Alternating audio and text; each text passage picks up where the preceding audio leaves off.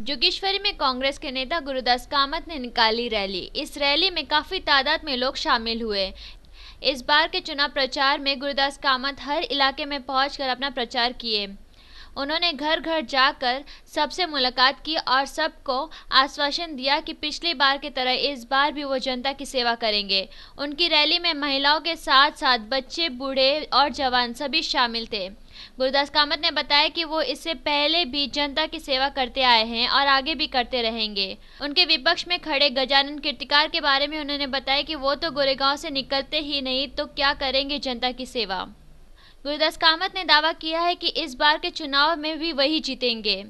उनके साथ इस रैली में आए थे सलीम मक्का, जो कि उनके सहयोगी हैं। उन्होंने बताया कि फिल्मी सितारे राखी सावंत और महेश मांजरेकर से उन्हें कोई आपत्ति नहीं है। वो उनके बारे में अभी कुछ नहीं कहना चाहते। जनता इसका फैसला करेगी। अब देखना यह होगा कि गुरुदास कामत चुनाव के लिए अगला कदम क्या उठाते हैं। सबको, लोकतंत्र में सभी को अधिकार है।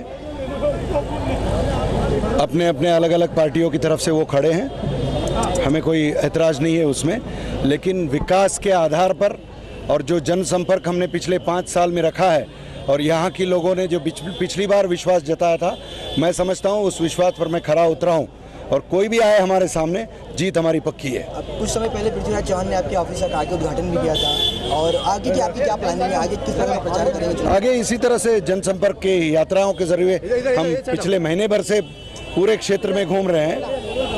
अभी आम सभाएं भी शुरू होगी अगले हफ्ते से, तो इसी तरह से प्रचार करते रहेंगे 22 तारीख तक। सर, ऐसा कौन सा कार्य जो आप इलेक्शन जीतने के बाद मुंबई की जनता के लिए करना चाहेंगे? हमने पूरे मुंबई का नक्शा बदलने के लिए हजारों करोड़ों के मेट्रो रेलवे हमने लाई, अभी शुरू हो रही है कुछ ही दिनों में। मोनो रेलवे हमने लाई, उसकी शुरुआत हो चुकी है। मेट्रो रेलवे 2 का उद्घाटन हुआ है, वो अगले 5 साल में हम पूरा करेंगे। मेट्रो रेलवे 23,000 करोड़ की मेट्रो 3 सीप से लेके कुलाबा तक वो हमने मंजूर करा के लिया है।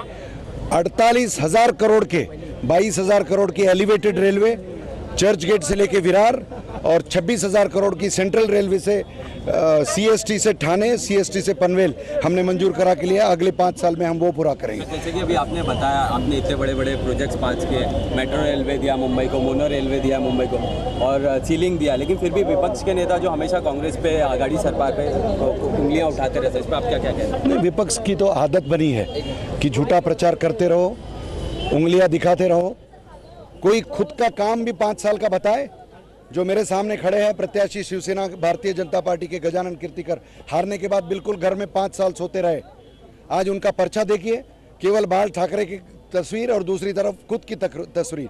काम बताने के लिए कुछ नहीं है। हमारा पर्चा देखिए, सारे कामों का इतिहास लोगों के सामने हमने रखा। देखिए, ऐसा है कि कांग्रेस और एनसीपी की सरकार महाराष्ट्र में और यूपी की ये सरकार जो पूरे इंडिया के अंदर हिंदुस्तान के जितना काम किया है, गजानन कीर्तिकर साहब खुद 5 साल यहाँ नजर नहीं आए। आज जो हमारे एमपी थे गुरुदास कामत साहब, ये बाकायदा फ्राइडे सैटरडे संडे या सैटरडे संडे डीएन नगर के ऑफिस में लोगों से मिलते रहे, बाकायदा लोगों के बीच जाते रहे। तो मैं नहीं समझता हूँ कि ये बात बहुत हद तक मतलब गलत ही है कि वो नहीं मिलते हैं करके। राखी सावंत जो फिल्म स्टार रह चुकी हैं, वो भी लोकसभा के चुनाव में खड़ी हैं और वो अब चुनाव प्रचार काफी कुछ कर रही हैं, तो क्या लगता है कि वो एक चुनौतीपूर्ण? अब मुझे लगता है उसके बारे में हम लोग बातें ना करें तो अच्छा ही है, इतना बड़ा मुद्दा नहीं है वो।